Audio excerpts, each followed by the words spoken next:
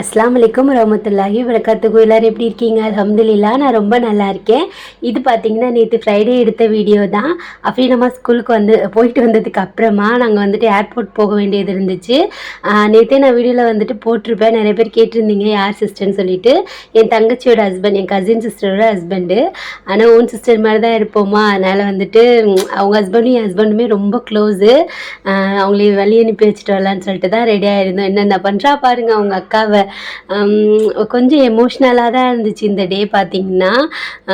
எனக்கு என்ன சொல்கிறது, என்னாலே கண்ட்ரோல் பண்ண முடியலை. என் தங்கச்சி வேறு செம்மையாக அழுதுட்டு இருந்தா. பாப்பா பிறந்து வேறு இப்போ ஒரு 15 டேஸ் தான் ஆகுது. ஃபஸ்ட்டு ஒரு பாப்பா இருக்காங்க, அவங்களுக்கும் அஃப்ரா குட்டிக்கும் ஒரே ஏஜ் தான்.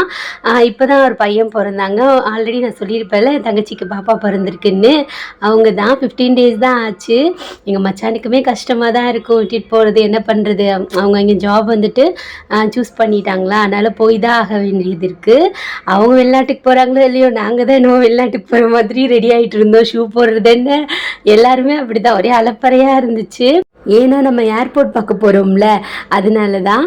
சின்ன பிள்ளையில எங்கள் அத்தாவும் வெளிநாட்டில் தான் இருந்தாங்களா, அப்போ நம்ம மாதிரி நான் இருக்கும் போதெல்லாம் அள்ளி போட்டு போவாங்க வேனில். அது ஒரு ஏர்போர்ட் பார்க்குறது. ஏர்போர்ட்டு என்ன சொல்ல ப்ரொனன்சியேஷன் தப்பாக இருந்தால் அதுக்கு வேறு கமெண்ட் பண்ணுவாங்க.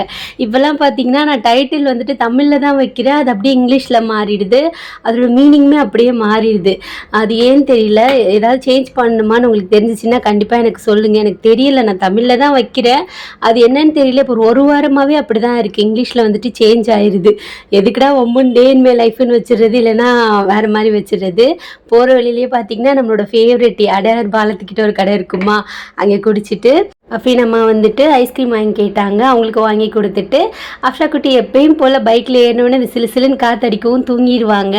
இங்கிட்டு பார்த்தீங்கன்னா அந்த ஏரோப்ளைன் இருக்கும்ல, அது போகிறது கொஞ்சம் கிட்டக்க தெரியுமா, அதனால் அஃபீனத்தை இங்கே நின்று நம்ம பார்த்துட்டு போகலான்னு சொல்லிட்டு இருந்தாங்க. நாங்கள்லாம் பைக்கில் வந்தோம், மற்ற ஃபேமிலி மெம்பர்ஸ் எல்லாம் காரில் வந்தாங்க. என்ன தான் காரில் வந்தாலும் பைக்கில் வர மாதிரி இருக்காதுல்ல, நம்ம நல்லா வேடிக்கை பார்த்துட்டே வரலாம். அதனால தான் நாங்கள்லாம் வந்துட்டோம். மேடம் தூங்கி எழுந்திரிச்சு எப்படி உட்காந்துட்டு இருக்காங்க பாருங்கள். ரொம்ப நேரமாக வெயிட் பண்ணிகிட்டு இருந்தோம். நாங்கள் பெட்ரோல் பேங்கில் இருக்கும் போது தான் ஒரு ஃப்ளைட் போச்சு. அஃபீன் வந்துட்டு வராதான்னு சொல்லிட்டு சோகமாகவே ஆயிட்டா. என்ன பண்ணுறது, பார்த்துட்டு போயிடலாம், எப்படியாவது நம்ம பார்த்துலான்னு சொல்லிட்டு தான் நின்றுட்டு இருந்தோம்.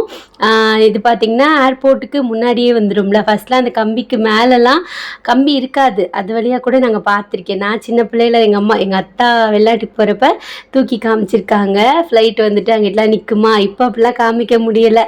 கடைசியில் ஃப்ளைட்டும் வந்துடுச்சு.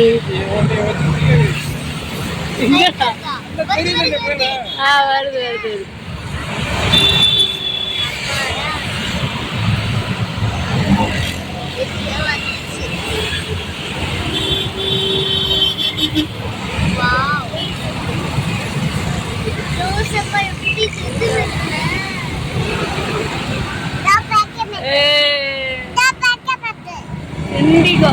அப்பாடான்னு இப்போ தான் ஆச்சு. அஃபீனம்மாக்கு அப்போ தான் சிரிப்பே வந்துச்சு.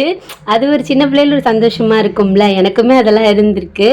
ஏர்போர்ட்னாலே ஆசையாக வருவோம். அப்போல்லாம் நாங்கள் சென்னையில் இருக்க மாட்டோமா, ஊரில் இருந்து வருவோமா, அதனால் ஒரு மாதிரி நல்லாயிருக்கும். அந்த கலக்கலன்னு என்ன சொல்கிறது, மினுமினுன்னு வந்தாலே நம்ம ஏர்போர்ட் வந்துருச்சுன்னு அர்த்தம். நம்ம வந்து பைக்கில் வந்திருக்கிறதுனால பைக்கை பார்க் பண்ணிட்டு தான் போகணுமா, அதனால் ஃபஸ்ட்டு பார்க்கிங் போயிட்டு அப்படியே போக வேண்டியது தான். நான் கூட நம்ம ப்ராக் மாதிரி பண்ணி வீடியோ போடுவோம், அஃபீனாத்தா போகிறாங்கன்னு சொல்லிட்டு அப்படின்னு நினச்சேன். சரி என்னத்தை இதை போய் ப்ராங்க் பண்ணிக்கிட்டு அப்படின்னு சொல்லிட்டு விட்டுட்டேன். ஒரு சிஸ்டர் கூட சொல்லியிருந்தாங்க, யாசாவது அவங்க ஹஸ்பண்டை ஃபாரினுக்கு அனுப்புறதாவது, அவ்வளோதான் அவனு பட்னியாக கடந்தா கூட இங்கேயே இருந்துக்கலான்னு சொல்லிட்டு டிசைட் பண்ணிவிடும் யாசு, அதெல்லாம் அனுப்பாது அப்படின்னு சொல்லிட்டு சொல்லியிருந்தாங்க. உண்மைதான் சிஸ்டர், நான்லாம் அனுப்ப மாட்டேம்மா.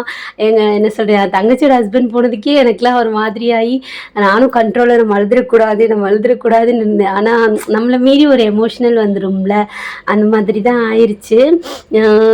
ஒரு மாதிரி சங்கடமாக ஆயிடுச்சு. நேற்று ஃபுல்லாகவே அப்படி தான் இருந்துச்சு. நல்லா இருக்குல்ல அப்படின்னு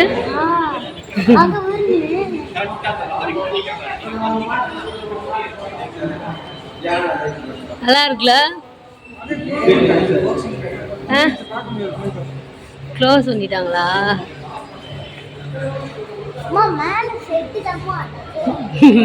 நல்லா இருக்குல்ல.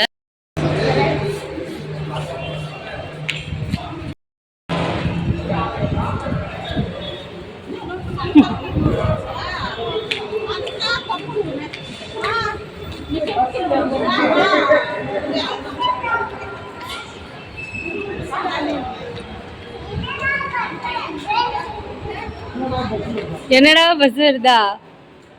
ஏர்போர்ட் அப்புறா இதான் என்னடா கார் வருதா?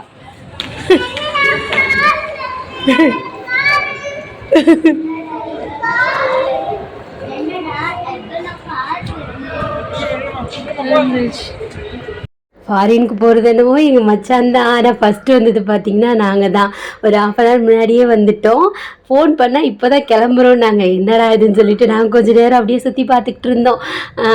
அப்படி நம்ம செடி ஃபோட்டோ எடுக்குது. உங்கள் அத்தா வெளிநாட்டுக்கு அனுப்பலாமான்னு கேட்டுட்டு இருந்தேன். அப்புறம் கூட்டிகிட்டு போங்க, பத்திரமா போயிட்டு வாங்க.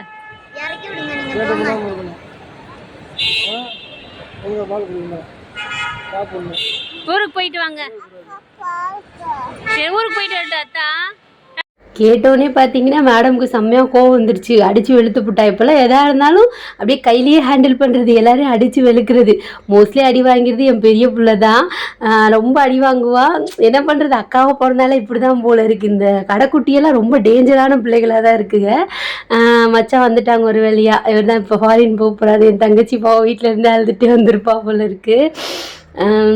நானும் அவளை சிரிப்பேற்றிட்டு இருந்தேன். இருந்தாலும் என் ஃபஸ்ட்டு அழுது நான் தான். கண்ணு கலங்கிடுச்சா, அதோட சரி ஏண்டி என்னையை அழுக வைக்கக்கூடாதுன்னு சொல்லிட்டு கடைசியில் நீயே அழுதுட்ட. அவங்க சிஸ்டர்லாம் வந்து நாங்கள் மச்சானோட தங்கச்சியெல்லாம் செம்ம அழுக.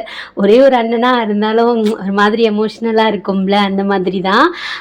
இது பார்த்திங்கன்னா அந்த ஊருக்கு போகிறதுக்காக ரிங்கெட்டுன்னு சொல்லுவோம். ரிங்கெட் தான், தப்பாக இருந்தால் மன்னிச்சிக்கோங்க. ரிங்கெட் மாற்றிருந்தாங்க. என்ன சொல்கிறது, 10,000 ரூபாயே இவ்வளோண்டு கஷ்டம் வந்திருக்கு பார்த்துக்கோங்களேன். 10,000 500 மாதிரி தான் சொல்லிக்கிட்டு இருந்தாங்க.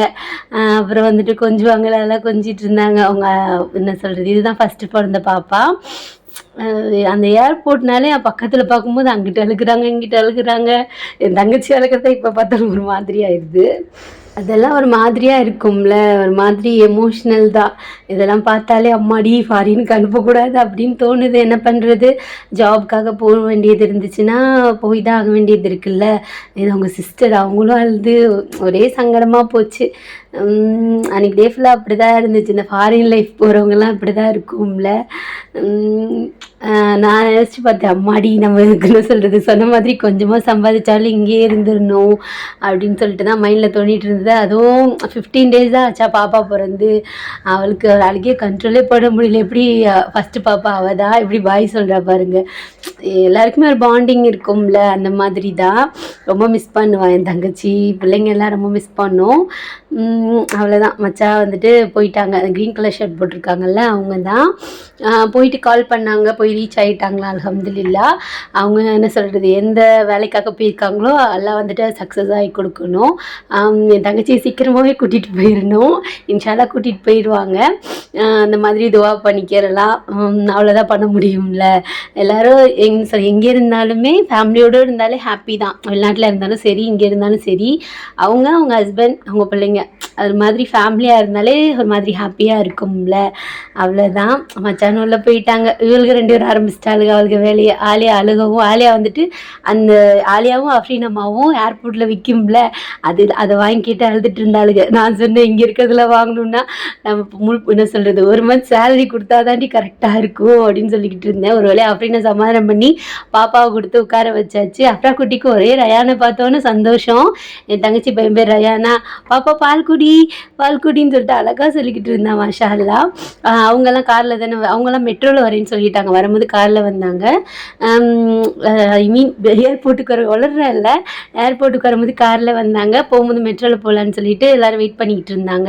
நாங்கள் வந்துட்டு பைக்கில் வந்தனால கிளம்பிட்டோம். அஃப்ரீனமாவும் நான் மெட்ரோவில் வரேம்மான்னு சொன்னேன். அது என்னமோ அந்த மெட்ரோவில் வர்றது ஒரு ஹாப்பினஸ்ஸு, நல்லாயிருக்கும். எனக்குமே பிடிக்கும். நானும் பைக்கில் வரலைன்னா போயிருப்பேன். மழை வர மாதிரி இருந்துச்சு. ஆனால் நாங்கள் சட்டுன்னு கிளம்பிட்டோம். இன்னும் நிறைய எமோஷ்னல் வீடியோலாம் எடுத்தேன்.